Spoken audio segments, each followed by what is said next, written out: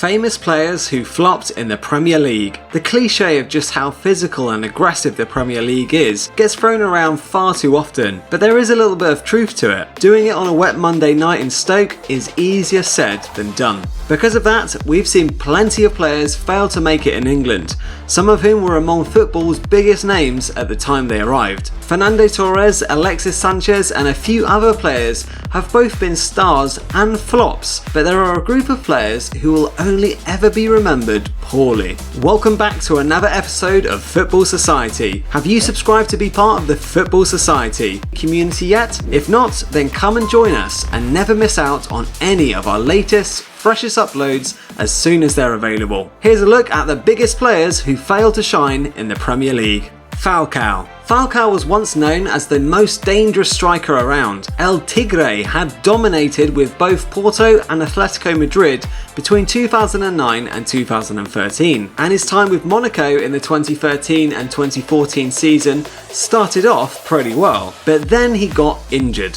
Manchester United took the plunge and gambled on Falcao, rediscovering his form in 2014, but he managed just 4 goals in 26 appearances with the Red Devils. He had flopped in England and had convinced the world that he wasn't worth signing anymore. And yet somehow, Chelsea decided to sign Falcao on a big money contract immediately. Their reward? 1 goal in 10 games. Had they learned nothing from Veron?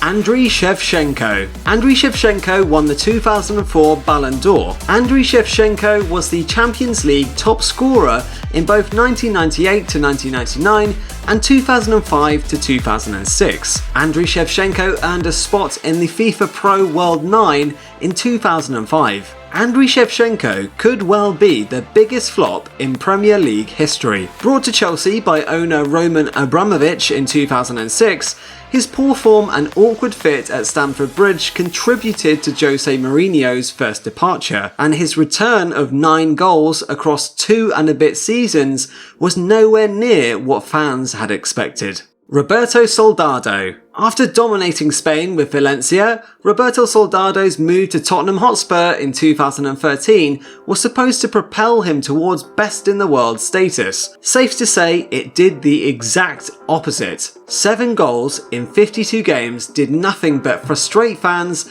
and his poor performances nearly turned Spurs into a laughingstock. Soldado's form was so bad that Spurs had no choice to turn to this random young kid from the academy to save them. That kid turned out to be Harry Kane, whose career might not have taken off if Soldado had actually been good. Angel Di Maria. When you join United from Real Madrid for an English record £59.7 million, you're supposed to actually be good at football, but clearly nobody told Angel Di Maria. The Argentine was handed the iconic number 7 shirt, but proceeded to stink it up at Old Trafford, bagging just 3 goals in 27 games. A combination of injuries, off-field issues and beef with Louis van Gaal didn't help, but there's no denying that Di Maria was nowhere near good enough. He was quickly shipped off to Paris Saint-Germain, where he has managed to rediscover his best form and show United fans what could have been.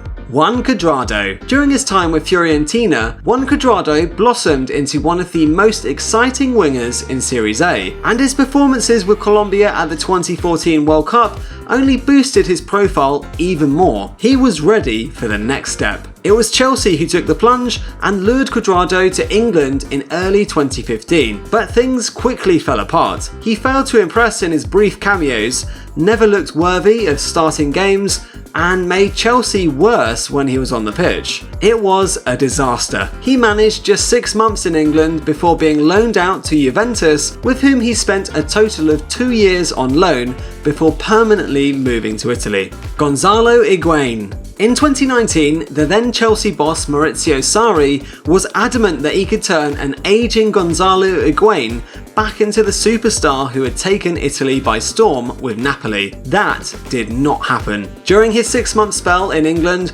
Higuain managed just 5 goals, and 3 of those came against sides who would go on to be relegated. His other 2 strikes came against sides who ended up in the bottom half of the table, which speaks volumes of the kind of quality he brought to Stamford Bridge. When Sarri was given his marching orders at the end of the season, Higuain unsurprisingly followed. Robinho's time in England began when he told reporters that he was delighted to join Chelsea, despite it being Manchester City who had just shelled out £32.5 million to sign him in 2008. Awkward. Things started off pretty well, but Robinho soon forgot how to play football. He kept getting injured and being generally rubbish, so he was shipped out on loan to Santos in January 2010, having failed to live up to expectations. His form had Chelsea fans feeling as though they had dodged a bullet, but the Blues' bazillion other failed transfers quickly had them crashing back to reality. Patrick Kluivert. It's perhaps a little harsh to include Patrick Kluivert on this list, given he was past his best when he joined Newcastle United in 2004, but there's no doubting that the Dutchman failed to live up to expectations. Once seen as one of Europe's deadliest strikers during his time with Barcelona, Kluivert bagged just 6 goals in 25 league appearances that year. That's not too bad, but the fact that he scored 5 in 6 UEFA Cup games had fans asking for a little more domestically. He was 28 by the time the season ended, so he still had a few more years in the tank, but Newcastle declined to extend his contract and let him walk away for free after seeing him fail to set the league on fire. Memphis Depay, optimistically and foolishly touted as the heir to Cristiano Ronaldo's throne at Old Trafford, Manchester United signed Memphis Depay for £25 million in 2015, and they hoped they had found the next global superstar. It was a slow start for Depay, who claimed to be struggling with both fitness issues and the physicality of the Premier League, and he was soon demoted to the bench. Unfortunately for Depay, he never really recovered. He managed 2 goals and 1 assist in his debut season before being restricted to just 20 minutes of action in the first half of the 2016 to 2017 campaign. It was obvious that his time in England was over, so Lyon swooped in and brought him to France. Alvaro Morata.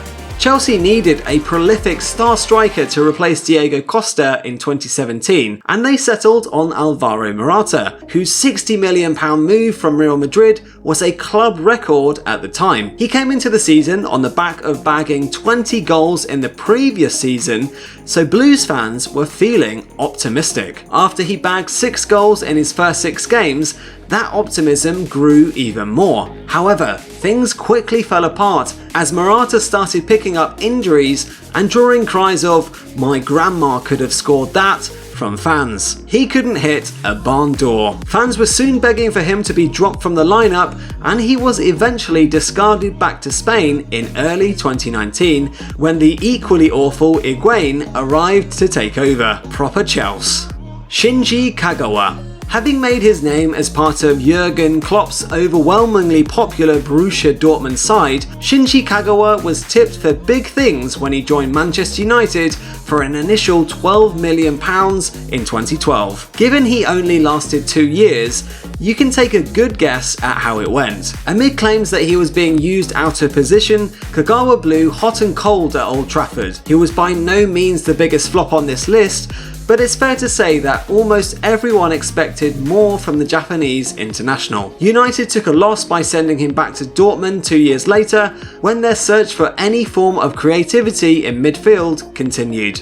Diego Forlan. Like Kagawa, Diego Forlan was by no means a major failure in England. With United, Forlan scored some bangers between 2002 and 2004, but he didn't really look like a dominant force. He looked like a reasonably reliable second choice striker. He was sold ahead of the 2004 to 2005 season, with whom Forlan proceeded to fire home 25 goals and win the European Golden Shoe Award. That form earned him a move to Atletico Madrid, and the Uruguayan added yet another Golden Shoe a few years later. Where was that form when he was in England? And with that, we've reached the end of this video. If you enjoyed this video and found it interesting, don't forget to leave a like and subscribe for more content just like this. Thanks for watching, and see you in the next one.